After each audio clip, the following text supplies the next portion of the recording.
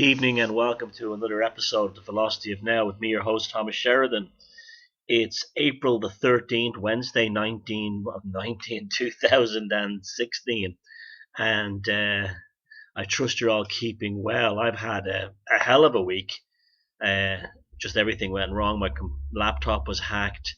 It's been very busy, and I've been really sticking my head down into the new book. It's basically finished, but I gave it 3 or 4 or maybe 10 readings over a period, and it's not ready yet. It's not singing fully the way I wanted to sing. I want to create something that's entertaining and very readable, and not just rehashing stuff that's already out there. It's just this will be a new approach and a new way of looking at things concerning megaliths and mythology, and my own theories about the Atlantis myth and similar kinds of myths and stories. Yeah, I had my computer.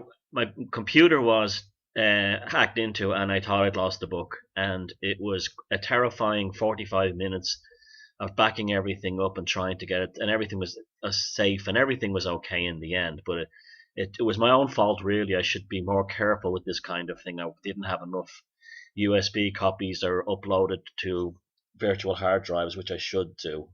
Now, tonight's show is about, well, it will be a continuation of the very popular show on Scrying that we had a few months ago.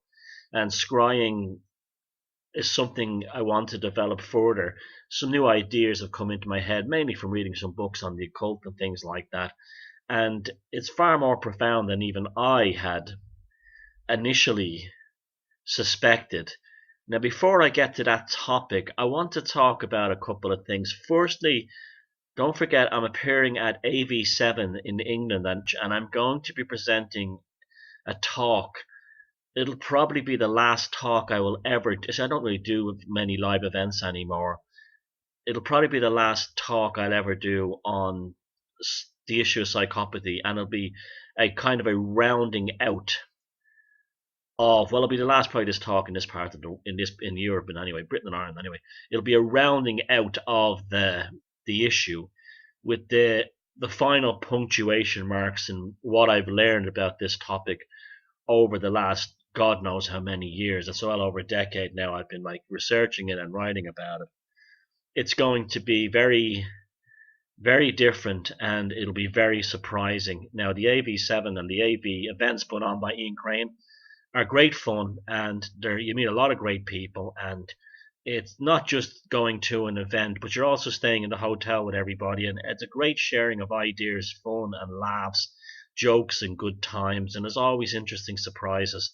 And the people that go to them are often the very nicest people, and they're absolutely, believe me, worth the price of admission. They take place in lovely locations, lovely people, and phenomenal information. What more would you want? There's still some tickets left, so if you search for, you go to Ian's website or go to his Humanity versus Insanity page on Facebook, or just look around. You'll find AV7, and if you want to come, I'd love to see you. I'm sure all the other talkers there would too as well, and I'll definitely make it worth your while. Secondly, this weekend they had I think it was yesterday or Saturday, they had the usual anti-Cameron must go protests in London. Now, it's becoming a bit tedious at this point because protests seem to be happening non-stop now, and they're becoming they're becoming the norm. They mean nothing. Now, they're not even protests. You know me, I've been telling you for years that protesting is pointless. It's a waste of time. Now, there's a reason for this. People don't protest like they used to in the past, in that they don't burn down, McDonald's, and they don't, terrorize the government. That doesn't happen anymore. That's how the poll tax was actually abolished in England, was because people went nuts. Rioting works. Rioting and frightening politicians and frightening bureaucrats and big business works. But what happened in London is a culmination of how you've been softened and engineered down. And this is an ongoing agenda, particularly in the UK, but it's also happened in Ireland because the same agencies are behind both, to soften you down, to soften you up, to make you think that revolution is something else. Now, I'll give you an example. At the time of the poll tax riots in Britain, there was no internet. The media was not that savvy with things. There was just TV, some social engineering, and then there was the counterculture. And the counterculture was genuine. Now, if you look at what happened in London the other day, and other events like the water protest events in Ireland, they descended into bullshit. The ones in Ireland were converted by right to water, now called right to change, soon to be called right to getting water charges and government employees on the job with Jobs for Life. And they had no intention of stopping the water charges. They were purely there just to rob it and steal the real anger. Now, they turned it into family fun day outs with singers and entertainers and giant plasma screens, and all very entertainment focused. And that was deliberately done because that was not, they knew that there was real anger finally in Ireland after all these years, and people did not want these water charges brought in because we're already paying for it. And instead, it was taken over by the usual spooks and turned into something it wasn't, spun off into nothingness and all forgotten. Well, that's been going on for a long time in the UK, where that's been turned into an absolute science. An absolute science. Now, what we saw yesterday was the usual wastes of sperm and ovum wearing their anonymous masks, dancing up and down, the usual toffs from the Cambridge SWP and other Socialist Workers' Party, pretend lefty groups of upper middle class spoiled brats whose fathers and mothers are part of the oppression, but who spend a few years slamming it, pretend putting on fake Cockney accents while they wait for their trust funds. You saw them all dancing like monkeys, the usual drum and bass beat in the street. The reason why they use drum and bass for these things, I'm not against drum and bass music, I quite like a lot of it, is because it seems to hypnotize the middle classes much more easily. You know, you think of like Ali G and the Stains Massive, they were all in, they were on drum and bass, man, and all that kind of thing. It was like middle class. It seems to have an effect on the middle class. When I see someone now with a drum and come into a protest, I want to stab them at this point. We don't want to hear you go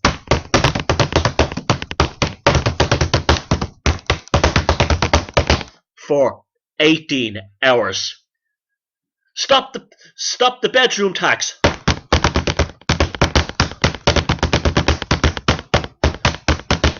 "19 hours later. End the water charges now.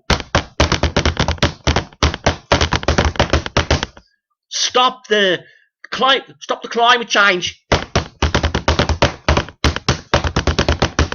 Spiritual consciousness."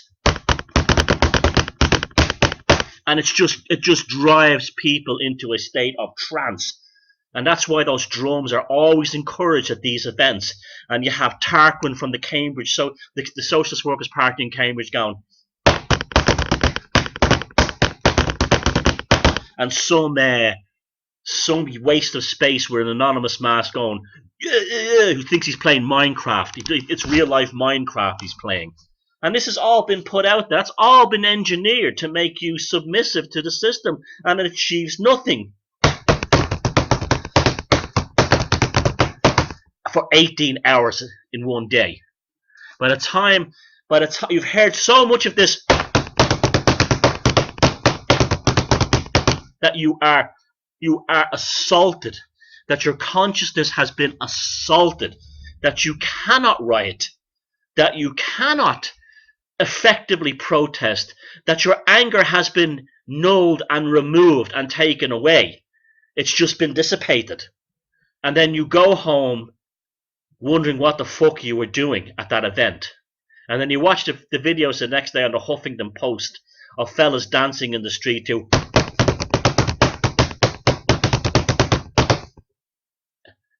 And the bedroom tax stays, all the cutbacks of social services stays, and nothing ever changes. You're bewildered and you have been brainwashed. It's shamanic, innit? It's shamanic drumming, innit? Shamanic drumming like ayahuasca will take down Cameron, won't it? Anyway, that's one part of the approach. The whistles and the flags, it looks like, and the screaming and all the drumming. I won't do it anymore, don't worry. And that going on forever. That's one part of it. Watching down the street, taking photographs of your selfies with your corporate cell phones and thinking you're a revolutionary. I got me a new anonymous mask in it. That kind of thing. In Ireland, they did the same, and then they go to see some washed up folk singer going, and when the British came to our land and took away our potatoes, never shall it happen, never a fucking again. And that's what placates the Irish, right? That's what placates them. Now, along with that, you wouldn't have been fooled into that state if it hadn't been brought there by decades of social engineering. So in, say, the last 20 years, you've been subject to this kind of celebrity protests. A classic would be that that bloated tongue shitbag Jamie Oliver, and his school dinners would be a classic, where he's trying to get school dinners in England not eating fast food, which is not the worst thing in the world, I might add, but and he wants to get them eating decent food, decent meat and vegetables. That's fair enough, okay? But that's to sublimate your real anger. You say, oh, I don't have to go and do anything to feed my kids. Jamie's going to do it. Jamie's going to feed my kids in school and make sure they get proper nutrition. Jamie's going to do that.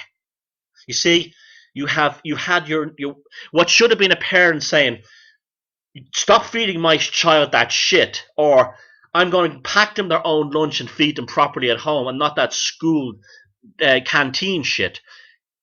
Instead of doing that, Jamie's going to take care of it. Jamie's going to go cook for Tony Blair. School dinner's going to take care of it. You see, and that's and the graphics of the Jamie Oliver psyop at those periods. If you look, just go search on Google right now. Type in Jamie Oliver food revolution, and they're exactly the same graphics that they used 10 years later. These kind of pseudo Bolshevik Russian Revolution type graphics, where he's holding a celery and a carrot in the air, and behind him is kind of like a Maoist rising sun. The exact, and he's supposed to be like a revolutionary. Could you imagine him in a fight? He's supposed to be a revolutionary with his vapid friends and his vapid paid for friends and his incredibly vapid wife, holding up the celery in Marxist imagery, and it says the Russell Brand food revolution. Sorry, well, that's the irony of it, the Jamie Oliver food revolution. Go 10 years later, and it's Russell Brand working for the same think tanks, the same marketing strategists, the same focus groups, doing that again with the political aspect. Same graphics, same thing. You've been fucking duped into that. And that's why you get nothing. And that's why you're a slave to the psychopathic control grid. You haven't got the balls to be a man or a woman and say, fuck this, and go down and do proper rioting. You think you're going to get it by meditating and eating vegan diets. Eat a fucking steak. Get a fucking Molotov cocktail and throw it at fucking Eton and other fucking government buildings and big corporation offices, and you will see the real hand of the state come forward. And what you will see is how vicious and totalitarian they are.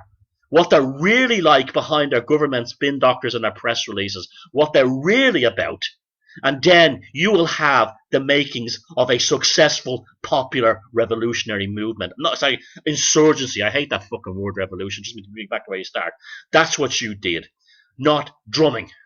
Not anonymous masks. Not Tarquin with his trust fund dancing around with his dreadlocks. His fairy locks, as the new one I've heard that called elf locks, for fuck's sake. That is not going to do it. Sharing memes on Facebook is you've been brought down. Eat a steak, rarely cooked, and get pissed off.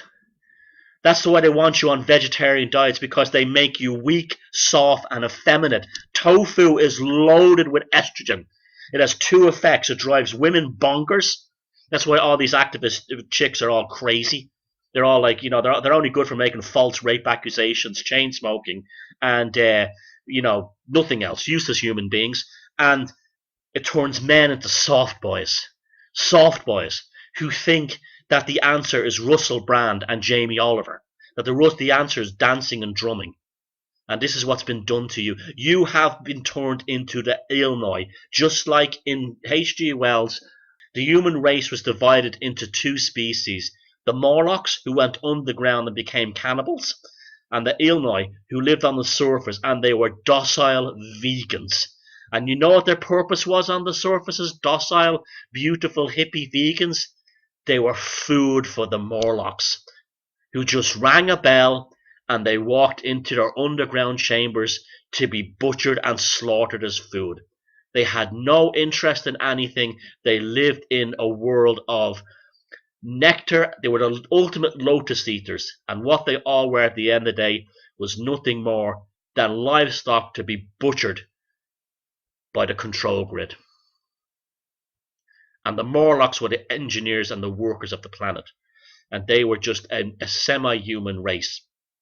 And that was an allegory. H.G. Wells was telling us the plan that was coming, and you played right into it. Now, I saw a remarkable photograph recently of the Hajj in Mecca that looked exactly like what it wasn't. It was a black cube with concentric dots around it. When I first saw the photo appear online, I thought it was a photograph of the Hajj in Mecca, the pilgrimage that all Muslims are meant to go on once in a lifetime if they're able-bodied. It's the place that all Muslims all over the world face to and pray to 3 times a day. Well, it turns out that it wasn't the Hajj in Mecca, but it was a picture of a square magnet with a concentric magnetic field of iron filings all around it. The black cube was a magnet, and what I thought were the pilgrims were iron filings in concentric circles. And that explains so much to me. If you look at present-day Islam, it is obsessed. It's run basically by Saudi billionaires. Now, these Saudi billionaires have no devotion to the Quran in any kind of spiritual sense. They are the ones behind the war in Syria. They're the ones who fund Islamic extremism all over the world. They were behind 9/11, and they are the ones who won't help the refugees or the Palestinians or the Syrian refugees, but they dump them into the rest of Europe. What these people are doing with the cooperation of very wealthy American and British families, in particular the Bush family in Texas and in Maine, what they're doing is they're radicalizing Islam through this singular devotion to Mecca. Now, there's no other explanation, so it's become a kind of a fetish. So the Saudi version of Islam is now the dominant version of Islam. There's no place for mysticism. It's public stonings, beheadings, hanging gay people off cranes, public executions, stopping women in the middle of the street in broad daylight traffic and decapitating them because they ran away from their husbands, on the spot justice. This is now coming from the entity that has been manifested through the gigantic scrying cube in the center of Mecca. To demonstrate the lack of spiritual guidance in Mecca regarding the Hajj, it has become such the focal point of contemporary Islam that the Mecca City Council demolished some of the oldest buildings in the world in Mecca, including Muhammad's mother's house and 3 of the earliest mosques ever built in the world, several of them being UNESCO World Heritage Sites, and they did this in order to increase car parking and hotel space for the Hajj. Now, could you imagine this happening in any other religion, where the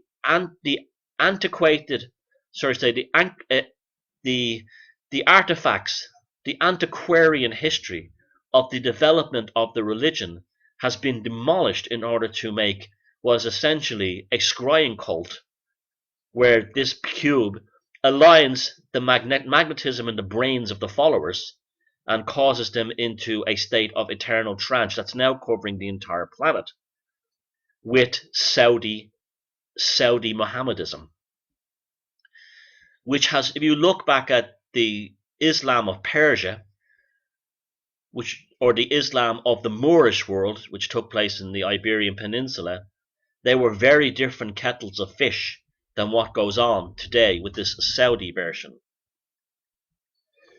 This shows an element of purposeful control and centralization of the Islamic religion to make it as visceral and vicious as possible, to make it emulate the viciousness of the Saudi royal family, those psychopathic cretins who, and also the rest of the Gulf states, many of whom openly, at least one family, that'd be false to say that, at least one of the families boasts about being descendants of the jinn as human demonic hybrids. This is why this stuff interests me. At the time of the Moors, at the time of the Persian Islamics, Mohammedans, it was not like this. These were great growths in cultural, scientific learning. The Islamic world was light years ahead of Europe at one point in terms of all kinds of development, not just scientific and everything, archaeological, architectural and everything else, but it would have been inconceivable to these people to demolish the home of Muhammad's mother and 3 of the oldest mosques in order to build car parking space to get as many people scrying around this black cube as possible. And I've thought long and hard about the cube itself, and there's some really retarded theories out there. One is that it's based on, this is what I don't understand. Apparently the big thing among truthers is this, well, it was not so big now, it was right before the flat earth thing took off, is they had this thing that there was a black cube thing, some kind of black cube cult. And this black cube cult was based on Saturnalians and Saturnarian occultism of child sacrifice, and it was represented by a hexagon on the top of the planet Saturn, which was discovered by the Cassini probe a few years back. I still don't understand any of this stuff. Makes no sense because it is nonsensical. Because a lot of these so-called alternative theories put out there by the likes of David Icke are to move you away from the truth of a more magical explanation, because they have you thinking that magic is like, it's all Satanism, it's all Luciferian Satanism, it's all, I was watching Stanley. I was watching that Stanley Kubrick film, Eyes Wide Shut. Have you seen it? Yeah, with your woman with the small tits. What's her name? Nicole Kidman. You have the board with the curly hair and the small tits, right? Now, have you seen the film? Yeah, it's got loads of nudes. It's pretty good. I hate your man, Tom Cruise. He's a wanker, but it's not a bad film. Now, you know what happened there? Stanley Kubrick was a member of the Illuminati. He was a member of the fucking Illuminati, right? And what happened to him was, right? He became a fucking whistleblower. He was a whistleblower, right? And he made that film, Eyes Wide Shut, to show what their satanic child sacrifice rituals were like. But I saw that film, right? And there was no Satanism in it. But it is Satanism. But they didn't mention it in any of the rituals. And there was no sacrifice. It was just like a what they call it, a mask ball. What rich folks always do. No, but you have to understand. He was telling us in allegory that this was. Look, Anto, listen. It was about Satanism, right? It was about Lucifer and Satanism. The same thing that they do when they sacrifice babies to the owl Molech on Bohemian Grove. But no, hold on a second. Molech, that thing at Bohemian Grove is not called Molech. It's a big owl. Molech is actually a bull, not an owl. Yeah, but they're Satanists. They do things in code. What? They do things in code. But if there was a whistleblower, he just would have told us directly. They would have been saying, we're showing Nicole Kidman's little tits to Satan. Now you're not listening to me. But I saw the bleeding movie. It was not. Look, listen to me, right?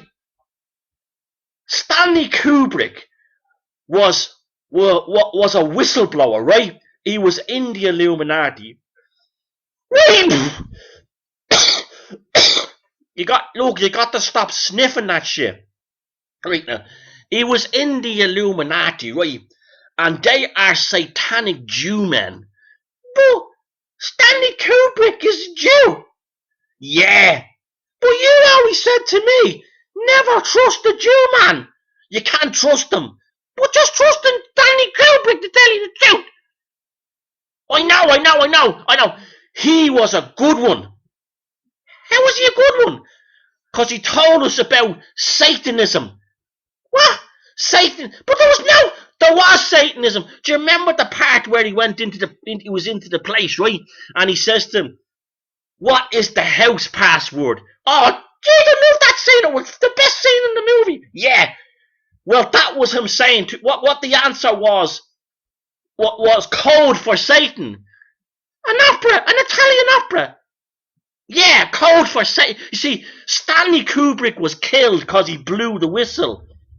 But he didn't really, because it's just really about, it's like a secret society. It's like almost like Freemasonry. It's just an excuse for the rich, like the Hellfire Club, to do debauchery outside. It's nothing at all. They're just into drugs and getting laid. Yeah, but that's Satanism. But you do drugs and get laid. Yeah, but I'm not a Satanism.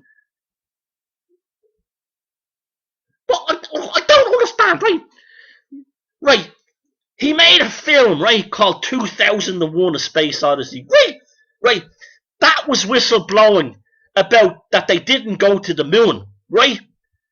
But in that movie, they actually go to the fucking moon. That's where they found the fucking obelisk.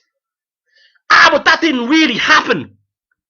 But if he made a film, if he was the fella who faked the fucking moon landings and didn't go to the fucking moon, what the fuck were they doing in the fucking moon? In the fucking film, you fucking idiot. Look, watch the Reptilian Resistance 2012 channel, right? There's a video there on it called Stanley Kubrick Flat Earth Jew Whistleblower. He blew the flat earth. He fucking did. He blew the flat earth too. How did he blow the flat earth? Have you not seen the size of Nicole Kidman's tits, for fuck's sake? Right, now that's exactly what that's literally the level of the people who are pushing that the Saturnarian thing, right? More seriously, let's get back to, forget about Antoine Deco. Let's talk about this stuff. Yes, there is esoteric realities to this stuff. Yes, there are definitely, shall we say, magical, supernatural, paranormal, occult aspects to it. But because truthers are not educated enough in these things, they don't read books, they watch ridiculous videos online. They miss what it's really about. Yes, Stanley Kubrick in movies does blow the whistle, but you have all these people who go around talking about Illuminati, all this crap and everything. It's none of that stuff. What Stanley Kubrick was blowing in Eyes Wide Shut was simply the decadence and the hypocrisy of the ruling classes in every country, not just the United States. They can have wild sex orgies. They can have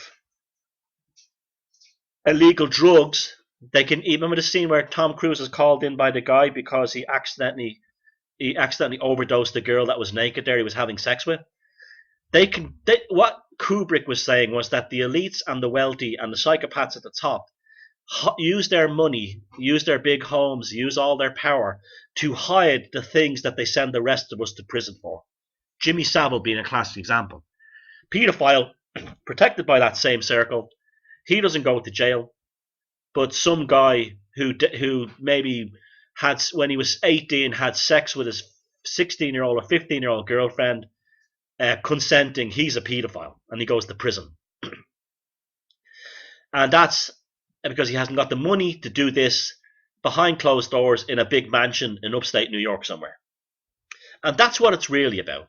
That's what the club that Tom Cruise is being accepted into was not an occult, satanic, magical order. It was purely a group concerned with decadence and debauchery and illegal behavior that they can get away with because they have the money and they have the power.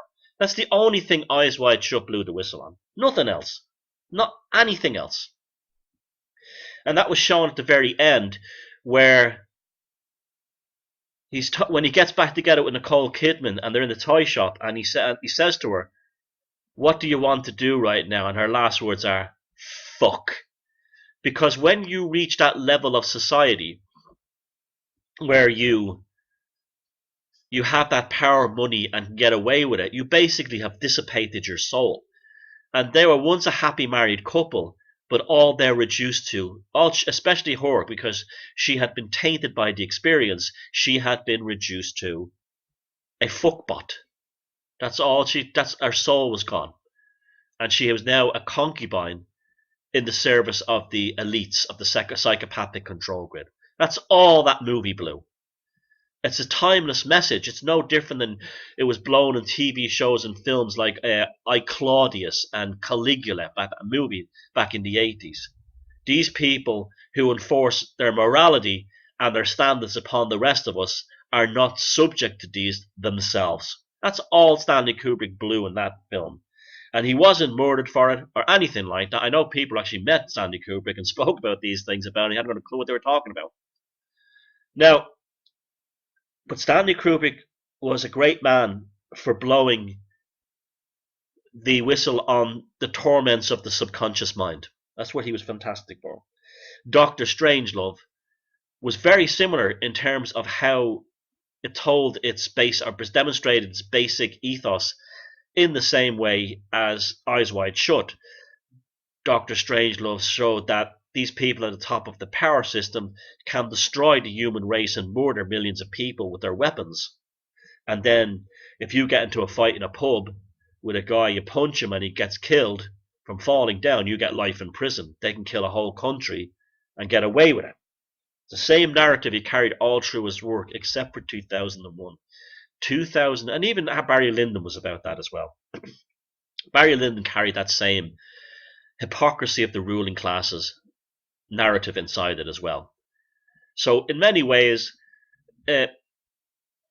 Stanley Kubrick was your classic Jewish revolutionary socialist and a brilliant filmmaker. So he was basically a part of a lineage that, and remember, he was a photographer in New York, going around photographing, a very brilliant photographer, life in New York, and he would have been acutely aware of the disparages, the discrepancies and the paradoxes of the super rich of the Upper West Side of Manhattan and what the poor in Harlem and the South Bronx can't do. And that's a classic cultural trait of who he was and where he came from. But remember, he also comes from the tradition that brought the Kabbalah, and possibly the only of the three religions of the Middle East that gets it, of what the God of the Middle East is really like. And I think 2001 is a deeply religious work in a funny kind of way. And when I say religious, I don't mean spiritual. I mean religious, a very religious film. In the same way, The Exorcist is a deeply religious film. Not spiritual, although, you know, the spiritualism is the spiritual aspect is the undermining foundation of it. Religion and spirituality are quite different. And Exorcist is a very, very deeply, deeply Catholic film, and that's why the Vatican loved it. And that's probably why I love it too, because it's honest and direct. It didn't lie to us. Where The Shining was more like a spiritual film, because it dealt with supernaturalism in the context of Jack being overcome by these demonic forces left in the hotel. Now, I do agree with Stephen King in a sense that he didn't tell the story properly. In the original book, although he made a magnificent film, but the book of The Shining and The Shining itself are two very different things. In the book, the actual hotel itself is the infrastructural and tangible corporeal repository of all the debauchery that took place inside those walls, which eventually poured himself into Jack, because he's the weak link there, because he's an alcoholic carrying a guilt about him, having been charged with assaulting his child while he was drunk, beating him, and he had all these pains and twistedness inside him. And because of Grady, the butler had murdered his children and his wife and kids. The entity that had manifested. See, I do truly believe this. This is back to the cube in Mecca. That if you pour enough concentration into a building, into an object, if you charge it it will eventually become the psychic repository of the charge. This is also may have been how the great megaliths were built, how they moved stones. There was tremendous concentration poured into the stone. I'm just saying this is one of the ideas. I'm not saying it isn't. That actually people could move it or make it feel lighter in their consciousness, a kind of a mind over matter thing. And the Overlook Hotel was the same. The Overlook Hotel was the repository of not only Grady's and the other murders, but also all the wealthy who went there. And remember, they go back to the olden days, the 20s. It was only the very rich who could have afforded to go to those skiing resorts. The same kind of people that Kubrick outlined in Eyes Wide Shut. The same exact people, the same exact social set, and the same. I won't say the word immoral, but the same decadent social set. And the building itself became the repository for all this. And this does happen. I've been in old, scary, grubby welfare hotels in New York, and you see it in places even like the Chelsea Hotel, that the actual fabric of the place, the actual wallpaper, the plaster on the ceilings, the electrical wiring in the walls, the copper and lead plumbing, is infused with the atmosphere of the energy of the events that happened inside it. And you can create these things, you can recreate them. This is why we watch horror films. If you look at, suppose I was I was watching this a very good TV show at the moment called The Path, about a cult in America. And this copper pretends to be looking for something, and he enters the cult to investigate a violent assault on one of the former members who'd escaped. And there's an interrogation scene where a tape recorder is switched on, and it's set in the present day. And the tape recorder is switched on, and this guy is interviewing him, saying, "What brought you here?" And the copper says, "Why is this being recorded?" And the guy goes, "Because my memory is not good." Now let's think about the absurdity and the symbolism of this. Pay very careful attention to what I'm about to say next, because you know my work. It's all about taking people who are waking up and getting them to go on their path rather than following a guru, and that includes me, because I don't ascribe to anyone else. I came here long before the Twin Towers came down, long before Waco, and this was my exploration. What you've got to do is you've got to learn to see the world in terms of psychic energies. Now, that doesn't mean you see auras around people. Let me give you an example. So in this scene, in The Path, the guy is interviewing him in 2016 with a reel-to-reel tape recorder. Now that's absurd, because we live in the age of digital recorders. I have a beautiful Zoom recorder that records remarkable high-quality audio on a digital solid-state chip. Why is the cult member using a reel-to-reel tape recorder? And the reason for that is it's more sinister. it sets a reel-to-reel recorder with the two wheels turning, sets off a very different emotional resonance in the observer than if he had just switched on a Zoom recorder and put it on the table. The reel-to-reel spinning, you've seen it many times. It targets this. This is why Hollywood people and filmmakers, when I see a work of art in Hollywood, or even a TV show, a music video, or even a film, it'd be very rare these days, especially with films. I know any of you have read my book, The Anvil of the Psyche. I know when I'm seeing a brilliant mind behind it in terms of a director or a cinematographer, is how scenes are shot and so on. And that's a classic example, because that reel-to-reel recorder, everybody watching that scene would remember the first time they heard their voice when they were a kid recording on them. If you grew up in those ages, or a cassette later on, the cassette was just a miniature box version of a reel-to-reel, and you heard your voice for the first time and it shocked you, and you went, my voice doesn't sound like that. And so reel-to-reel recorders carry all kinds of emotions with us. Not only the music we recorded on them, not only the experiences we had with them, the fun we had with them, the very magical thing, ferrous oxide, iron filings again, folks, just like at the Hajj, recording your sound voice and playing it back to you in a way your ears don't perceive it, as well as all the cop movies you've ever watched of the reel-to-reel recorder coming on. And that's why that reel-to-reel was put into that scene. And when you start to see the world and art like this, you start to see it in the proper way, not in the eyes of a truther, but in the eyes of an enlightened man or woman, because you're seeing things in terms of energy, not the energy surrounding them, but how the energy of them affects you inside. If I was making a horror film, say I was making a horror film, and you had a scene where someone was entering a building, and they switched on a light, I wouldn't use a light switch, a modern plastic light switch. I would use one of those old circular metal light switches that with the toggle switch goes click, because that carries with it a certain sinisterness. It also reminds us of rundown, dilapidated industrial landscapes, old railway buildings, old factories, old mills. And that click carries a resonance that a plastic switch on the wall never would. The items have become charged.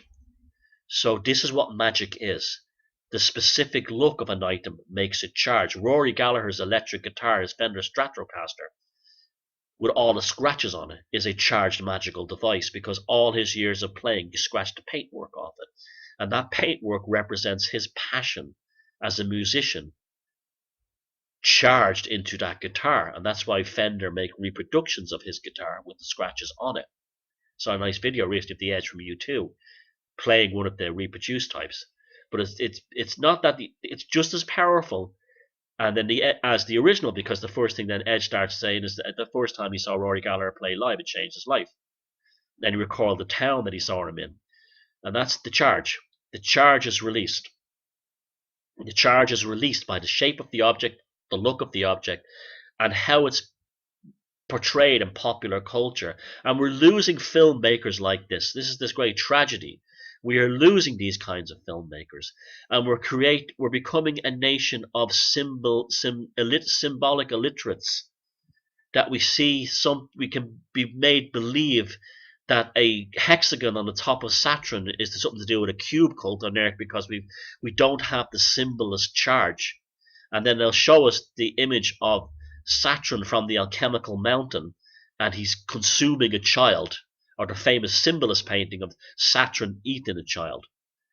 And what happens there is we connect the dots, just like David Icke does, amongst a sea of ignorance.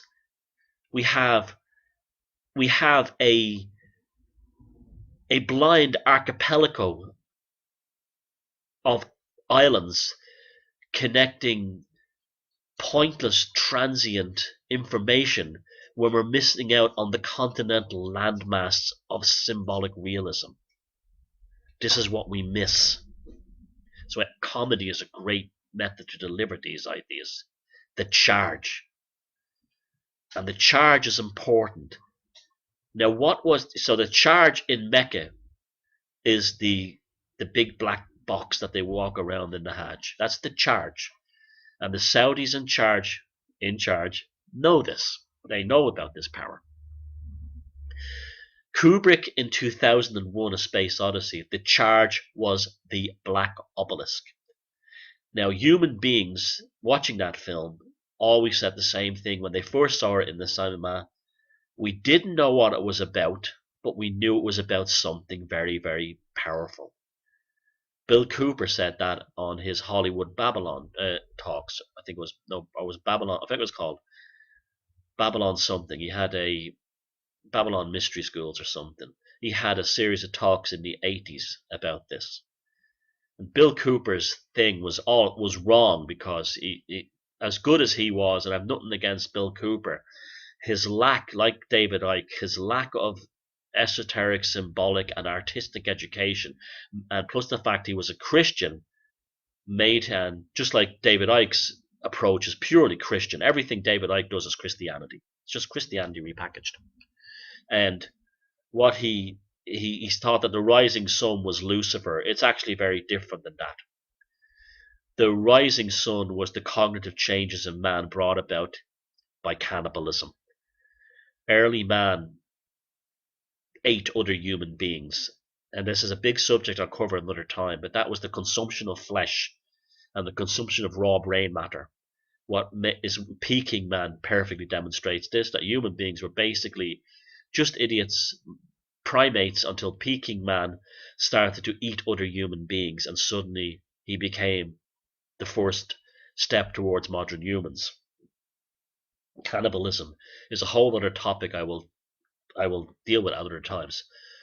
But back to the obelisk. Now, the obelisk, Kubrick was such a genius, such an absolute genius, that when we saw the opening scene of these proto-humanoids in the desert of an early Earth, and the obelisk just suddenly appears, completely square-edged, straight, black, and it's like nothing else in the entire film.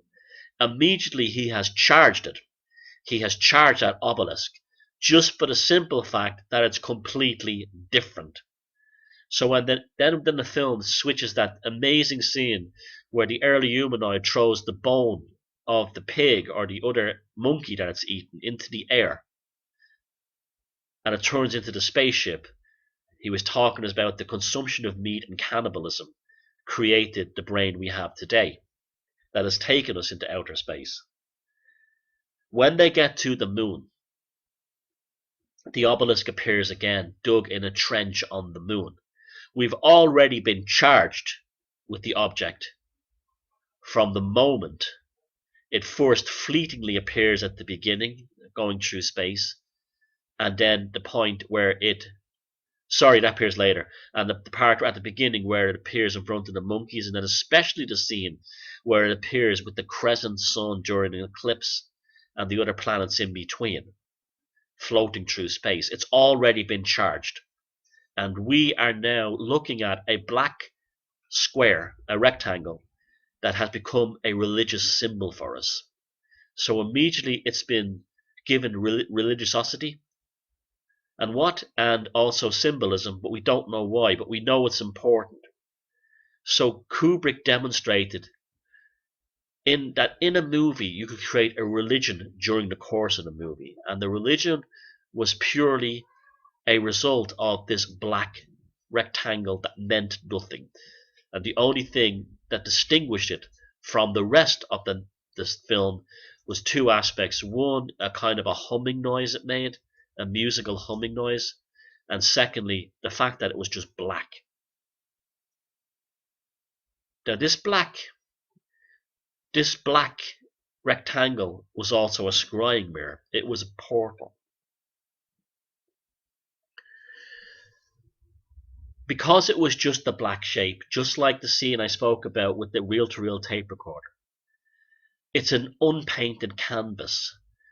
Now, what do you do when you see a blank canvas like that? Immediately your subconscious starts to go down into itself and unleash the images which your consciousness will paint upon the canvas. This is the scrying. And you will have been affected by scenes in that movie earlier on. It could be anything. Maybe you loved space travel. Maybe you hated space travel. Maybe you're afraid of the wild, and afraid of the dark, which is portrayed beautifully in the beginning of the film. But you will bring that subconscious fear to the surface and play it like a movie on a screen on that black square. You're scrying yourself. You're not scrying other entities in this case. You're scrying yourself. And that's how genius Kubrick was. We do not have those kinds of uses of negative space. He was the last great master of it. If you go to the megalithic site, say, let's talk about the trilithons at Stonehenge. And people talk about, oh, they were just doorways for seeing the stars. Indeed they were. Or those holes were opening for archaeological reasons. But they were portals. That's why a dolmen was originally called a portal dolmen. When you looked at the negative space in the center, the rectangle, like Kubrick's monolith, through the opening of the three stones on the trilithon, all the way across Silbury Plain in Wiltshire in England, that negative space is where you pour your subconscious into. When you go look at Stonehenge, or you go to Stonehenge, or you walk into a portal of a megalithic site, it's not the stones that are causing this unleash of emotions and feelings. It's the negative space in between. When someone you love dies and all that's left is their objects or the house or the rooms, it's the negative space of where they were in this material reality that's the factor, not their objects and the material things they left behind. So the Saudis with the Hajj are partaking in a kind of reversed scrying. They are pouring all the frustrations of the Islamic world and all the issues within it, both internal and external, into the 4 black squares of that cube in order for the pilgrims and the devotees to focus their own personal frustrations in there in order to create a world of Islam that's very, very dangerous and negative right now. And this is where all the fundamentalists coming from, coupled with the fact that the majority of Qurans are being reprinted and printed and edited, heavily edited, by Saudi publishers to put extra emphasis on the killing of infidels and murders, and less emphasis on the things like the meditative and the transcendental qualities of the Mohammedan faith. It would be like when they wrote the Bible and you took only the parts of the murder of the Pharisees or the slaughter of the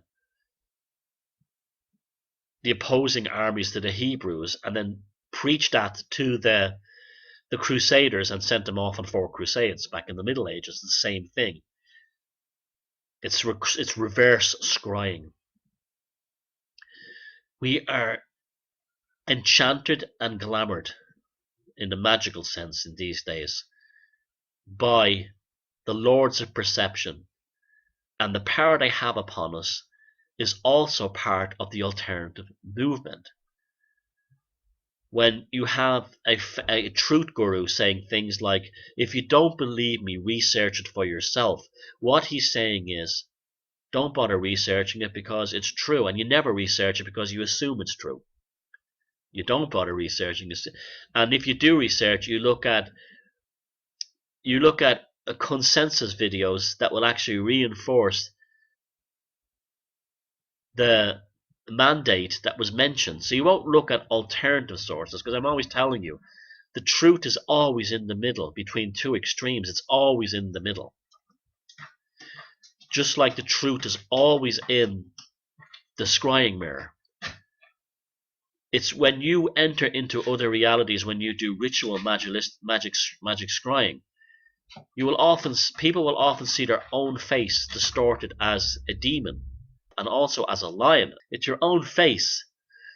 And there's two conflicting things there. One, the demon face you're seeing is not necessarily a demon looking back at you, but a part of you, your own Christian programming, making you believe that subconsciously that you've done something wrong by contacting something that isn't the real God.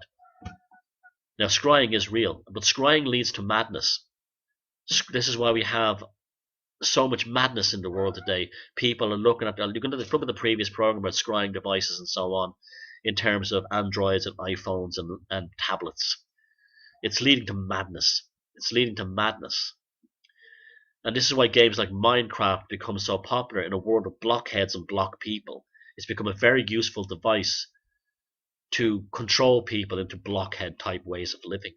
You have to learn to see all of us with symbolic eyes, and that's not looking at an all-seeing eye and going, "Oh, that's the Illuminati," because someone told you it was the eye of the Illuminati. You don't look at an owl on Bohemian Grove and say, "That's Molech." You don't look at a triangle and you go deeper, you research further. You don't stop at the confirmation bias that you're a slave. You are not a slave species of God or aliens.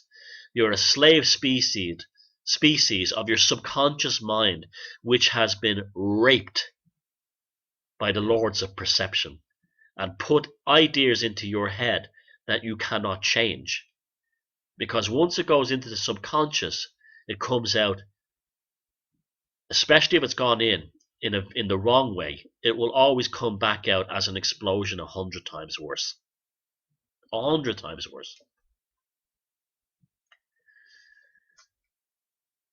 Your cognition is a response, whether you're scrying or not,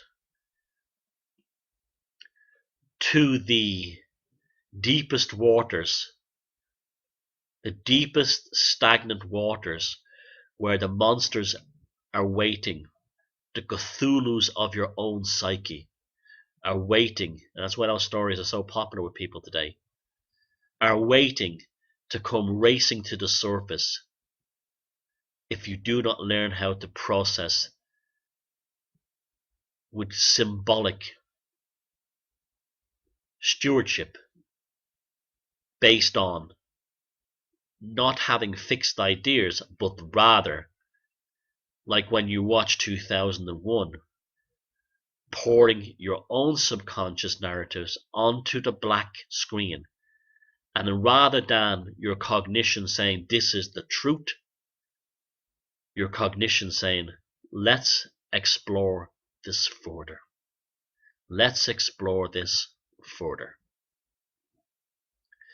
So thank you very much. I hope you enjoyed the show tonight.